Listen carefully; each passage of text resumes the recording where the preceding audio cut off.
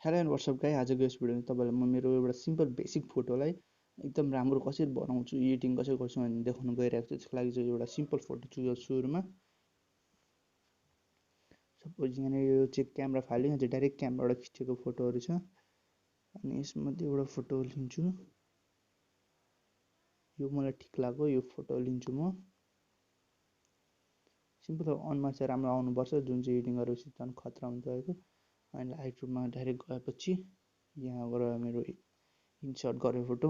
यहाँ गएर तपाईँले यो अटो अप्सन छ, अटो एकचोटि थिच्नु अनि बेसिक कुराहरू यसले पनि गरिदिन्छ। अनि त्यसपछि आफ्नो एडजस्टमेन्टहरू आफै गर्दै जानुपर्ने हुन्छ।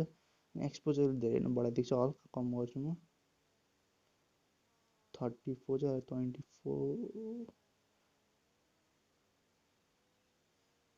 22मा झारेँ।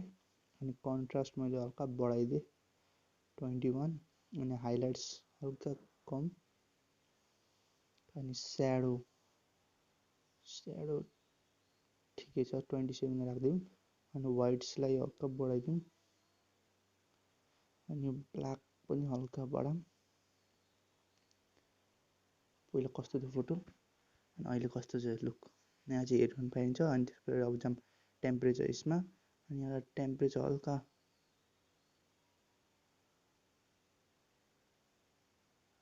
टेम्परेचर बढाउँदा राम्रो देखिन्छ,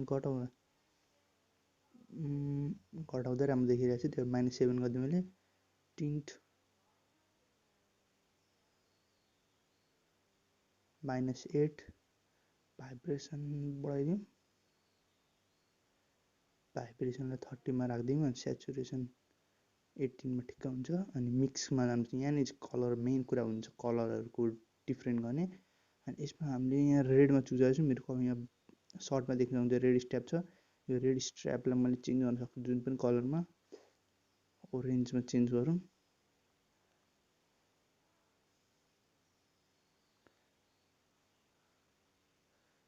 या काफी डिफ्रेन्ट लुक देखिरहेको छ यसको।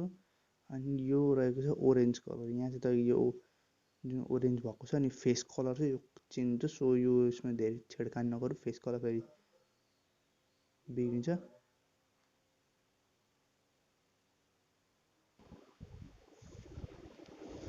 सो हामी यो ओरेन्ज कलर धेरै छेडिदिउँ। येल्लो कलरमा चाहिँ हल्का हामीले येल्लो कलर पनि धेरै नै डिफ्रेन्ट पर्छ हाम्रो स्किनलाई। सो धेरै नछेडौँ, हल्का हल्का बढाइदिउँ।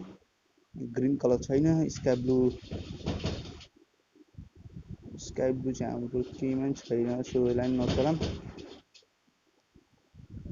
अनि ब्लू कलर, सो यहाँनिर ब्लू कलर छ, दामी हुन्छ। यहाँनिर हाम्रो यता गऱ्यौँ भने पर्पल हुन्छ, माइनस गऱ्यौँ भने यस्तो कलर आउँछ। दामी इफेक्ट देखिरहेछ, कलर ग्लोइङ देखिरहेछ। यसलाई बढाइदिउँ, सेचुरेसन बढाइदिउँ। लुमिनेन्स घटाउँदा डार्कर कलर हुन्छ। अनि बढाइदियो भने चाहिँ पुरै राति टल्किने खालको सर्ट देखिन्छ। सो म डार्कर कलर राख्छु। यहीँबाट यतिको अनुसार यतिको भयो। यति भएपछि तपाईँहरूले अनि स्प्लिट टोनमा गएर यो फोटोलाई कस्तो बनाउन चाहनुहुन्छ, ब्लुइस्ट, पिङ्किस्ट, ठिकै छ। अनि टेक्सचर हामी घटाइदिउँ, टेक्सचर बढाइदिउँ। धेरै नै टेक्सचर छ यो फोटोमा अलरेडी।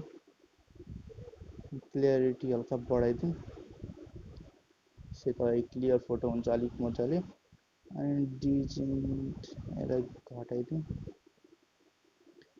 अनि यो भयो। यो भएपछि तपाईँहरूले यहाँनिर अब यसलाई अब यसमा गएर सिलेक्टिभमा जानुपर्ने हुन्छ। सिलेक्टिभमा गएर प्लस गरेर यहाँनिर फेसलाई हल्का ब्राइटिङ गर्नुपर्ने हुन्छ। ब्राइटिङको लागि लाइट्समा गएर हाइलाइट्स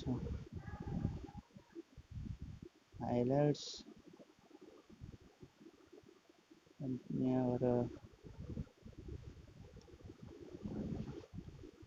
अनि सेचुरेसन हल्का घटाउनु पर्ने हुन्छ। टेम्परेचर हल्का घटाउनु पर्ने हुन्छ।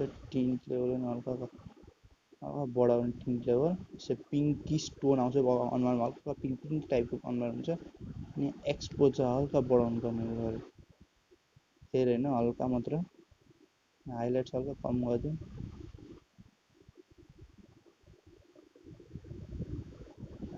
भयो अनुहार पनि ग्लोइङ त आयो, अब रहेको छ, यो पुरा भयो होइन। पहिला कस्तो थियो फोटो, अहिले कस्तो भइसक्यो। तर जुन अनुहारमा होला क्लियरिटी आएको छैन, सो हामी ब्रस युज गर्छौँ।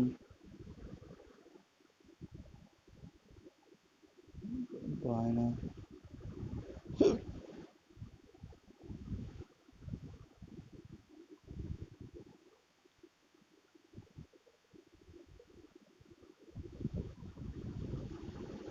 हामी ब्रसले यो छेउको वरिपरिको डार्किङ एरियामा चाहिँ खोला गर्छौँ, बिचमा गर्दैनौँ। गरेपछि लाइट्समा हान्छौँ, लाइट्समा गएर एक्सपोजरमा गएर हल्का बढाउँछौँ अनि कन्ट्रास्ट हल्का बढाएपछि अनुहार एकदमै ज्यादा ग्लोइङ आउँछ। अनि हाइलाइट्स हल्का बढाउँछौँ, भइहाल्यो।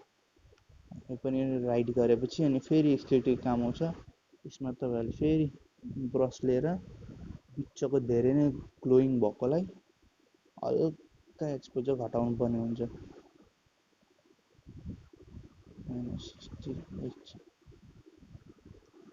अब हेर्नु, पहिलाको फोटो यस्तो थियो, अहिलेको फोटो यस्तो आएको छ, काफी ज्यादा डिफ्रेन्स आइसकेको छ। सो यति दियो भिडियो ट्युटोरियल। अनि यदि मन पऱ्यो भने लाइक कमेन्ट सेयर गरिदिनु होला। अनि अझै पनि यस्तो भिडियोहरू इन्ट्रेस्टेड हुन्छ भने कमेन्ट गर्नु होला, अझै पनि भिडियो चाहियो भनेर। अनि म तपाईँलाई अझै पनि भिडियो प्रोभाइड गर्छु। Thank guys for watching the video. Till the next video, good by.